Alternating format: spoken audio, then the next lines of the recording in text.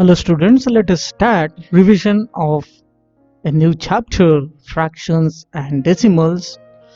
As we have done earlier, we'll look at the main concepts involved in this chapter, then followed by solving of the questions by recalling the concepts learned. The main concepts of this topic, fractions and decimals, are: a fraction is a number representing a part of a whole. This whole may be a single object or group of objects. A fraction whose numerator is less than the denominator is called proper fraction, otherwise it is an improper fraction. Numbers of the type 3 5 by 7, 8 4 by 9, 2 1 by 5, etc. They are mixed fractions are the numbers. An improper fraction can be converted into mixed fraction and vice versa. Fractions equivalent to a given fraction can be obtained by multiplying or by dividing its numerator and the denominator by a non-zero number. A fraction in which there is no common factor except 1 in its numerator and the denominator is called a simplest form or the lowest form. Fraction with same denominators are called like fractions, and if the denominators are different, they are called unlike fractions. Addition or subtraction of like fractions can be done by adding or subtracting their numerators. In case if they are unlike fractions, we follow a different method called as taking LCM and making it as the same denominators. In other words, all the unlike fractions are converted as like fractions, and then the operations on them like addition or subtraction is done.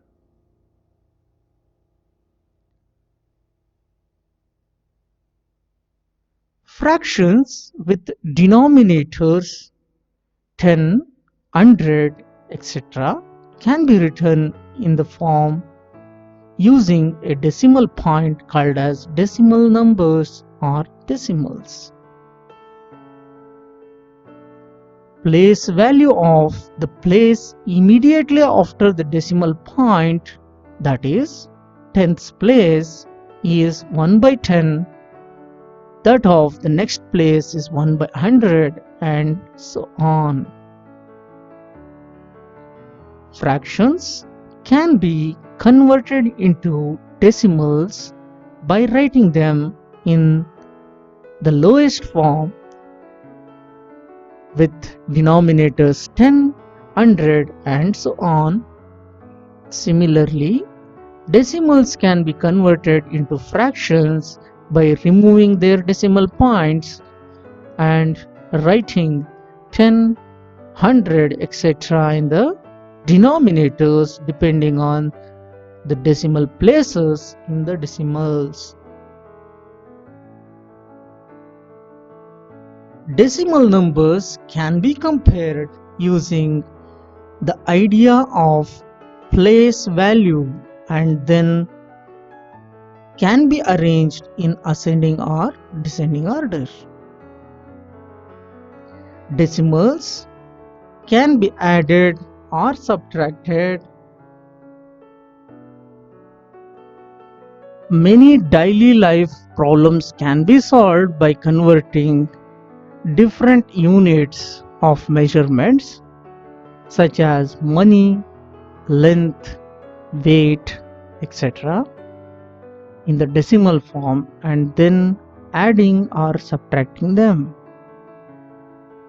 With these basic informations, with these basic concepts, we shall move on to exercise. We shall solve few questions. Here in the exercise we have questions from 1 to 20. They are related to objective type question. Out of 4 options we have to select the correct one. The first question is, the fraction which is not equal to 4 by 5 is. We need to simplify the given fractions if it is not in the lowest form. If you look at this, 40 by 50, if I divide both numerator and denominator by 10 each, we get 4 by 5. So 4 by 5 is there. Now if I divide both numerator and denominator by 3, I get again 4 by 5. If I divide both the numerator and the denominator by 4, I get 4 by 5. Now in this option, if both numerator and denominators are divided by a specific number, I get 3 by 5, which is not equal to 4 by 5. What I am doing is, I am taking the equivalent fractions. So in this particular case, we have 3 by 5 in option D, which is not equal to 4 by 5. So the correct answer is, so let me mention only answer. So the answer is option D, 9 by 15. Question 2. The two consecutive integers between which the fraction 5 by 7 lies are option A 5 and 6, option B 0 and 1, option C 5 and 7, option D 6 and 7. This particular number 5 by 7 is a proper fraction. This 5 by 7 is proper fraction in which numerator is smaller compared to the denominator.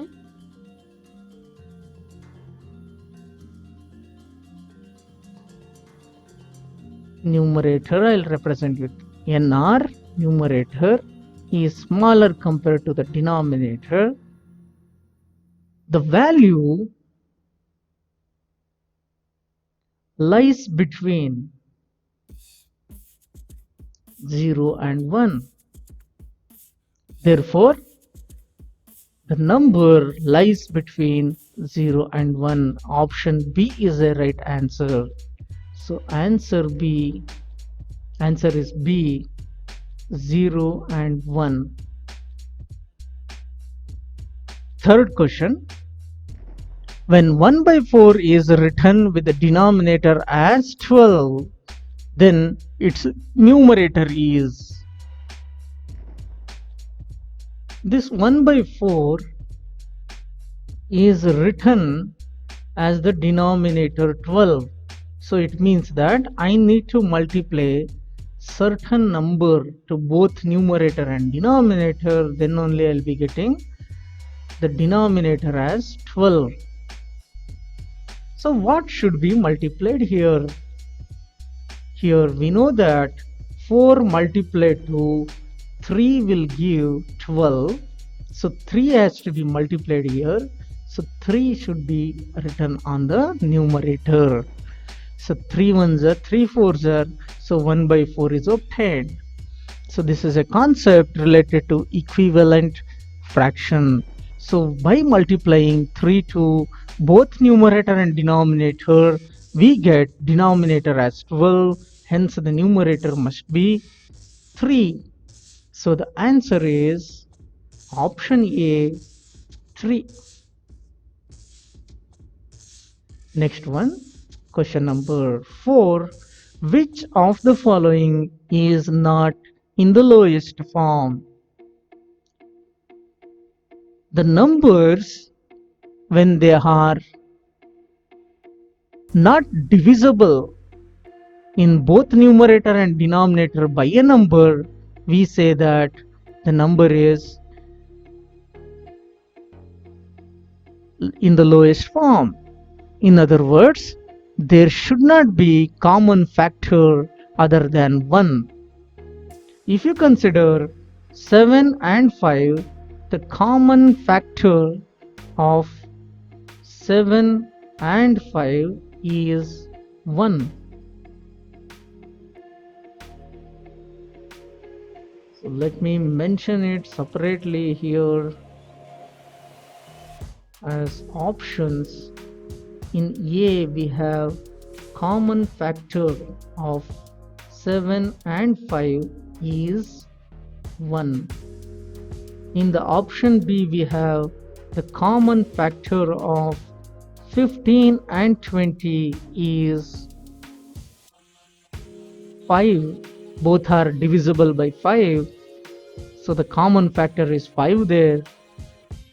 In option C, the common factor of 13 and 33 is 1. In the option D, the common factor of 27 and 28 is 1. So when we are having some other common factor other than 1, that means it is not in a lowest form. So the answer is option B, 15 upon 20. It is not in the lowest form. Next, question number 5. If 5 by 8 is equal to 20 by P, then what is the value of P? In such cases, we have to write 5 by 8 equal to, I will leave a blank there, then followed by 20 upon P. Here 20 is obtained by multiplying 5 with 4. 5 4 times is 20. So we need to multiply 8 4 times to get the value of P. This means that the value of P is 8 multiplied to 4, which is 32, and the answer for the question is option C, 32. Hope you have understood the meaning of equivalent fraction. While solving the questions here, we have used equivalent fraction. With this, I'll end today's session. We shall take up some more questions in the next session. Thank you.